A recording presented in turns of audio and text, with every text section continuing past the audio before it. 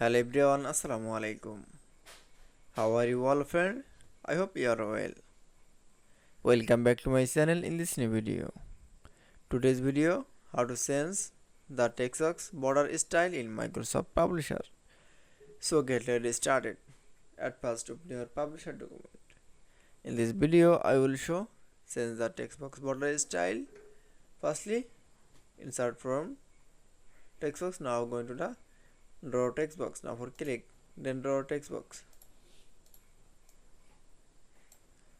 Now type your text.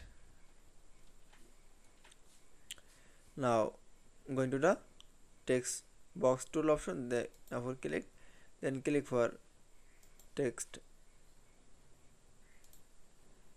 Now click for drawing tool option, then click for shape outline option. Now click for erase color. Then we show since the text box border style. Now going to the permanent option, then click for shape outline option.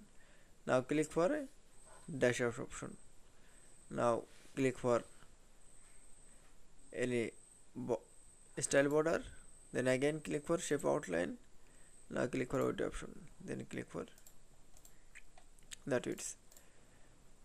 Now you can see since the text box border style in publisher document is very easily.